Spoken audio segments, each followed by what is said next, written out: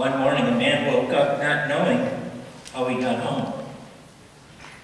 He stumbled into the bathroom and looked at himself in the mirror. Once again, he had broken his promises to himself, his wife, and his children, that he wouldn't drink again. Yet, here he was, again. He had gotten drunk, again. He was about to lose everything that was important to him, and he got drunk, again. He felt desperate, and in an attempt to reach out for help, he said this prayer. To be honest, I'm not sure who I'm praying to. Maybe I'm talking to myself, but to be honest, I can't take it anymore. My life is a failure. I feel like, to be honest, I want to die. I want to quit. I want to quit hurting me, and I want to quit hurting them. To be honest, I don't know what to do. For the first time, I'm really lost. To be honest, I don't know if anyone hears me, but if someone hears me, please, please, come find me.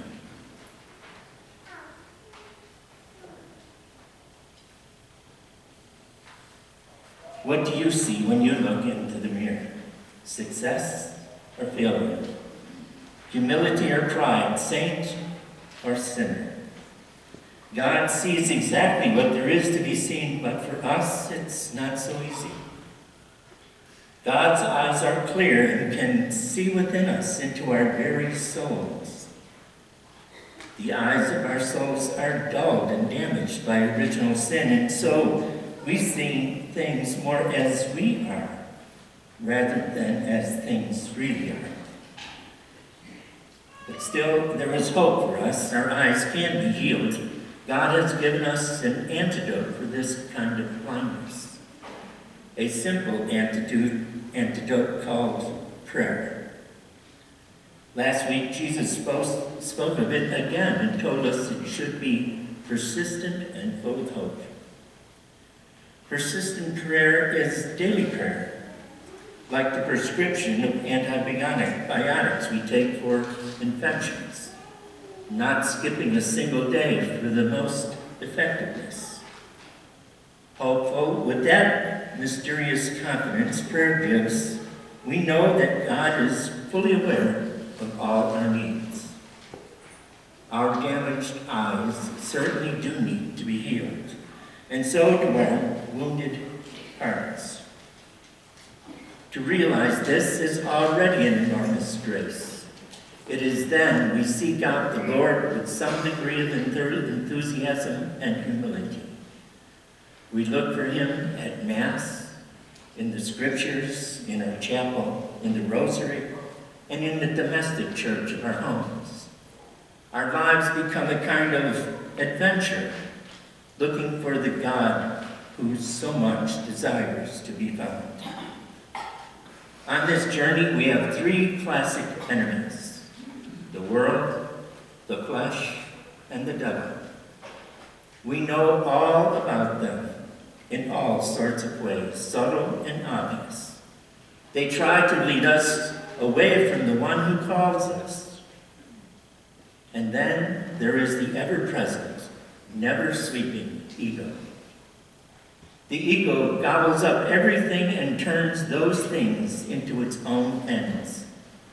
And its ends are always to pepper the interior walls of our self-esteem with false images, which give us a false sense of worth and a false impression of who we are to God. As the Pharisees praise, I'm not grasping, unjust, or adulterous like the rest of mankind, and particularly that I'm not like this tax collector here. I fast like twice a week. I pay tithes on all I get. I'm not like those closed-minded conservative Republicans or those extreme liberal Democrats. The Pharisee's ego had so distorted his image of self that his very prayer was a lie. As he stood in the temple, confidently sharing his self-deception with God, he was sadly wasting his time and sinking deeper into his sin. His prayer didn't work. God rejected it.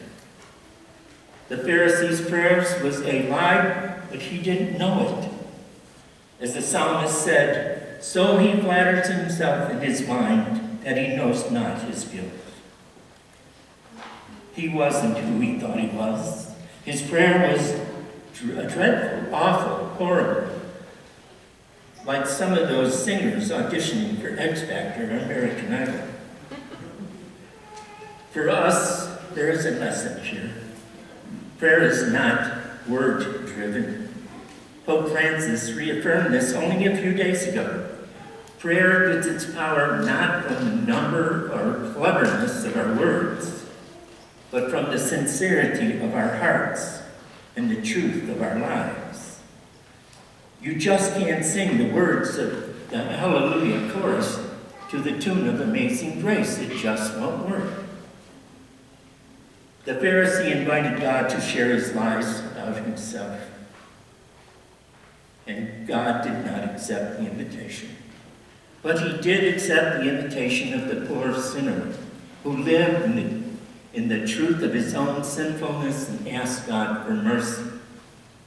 Indeed, the humble man's prayers pierces the clouds, and as the gospel tells us, this poor sinner went home again at right with God. Well, there you are. Two men went up to the temple to present themselves to the Lord, much like we are doing here today. We stand here before God just as they did all those years ago, and we speak to him just as they did. What are we saying to him? How do we see ourselves? Are we saints or sinners?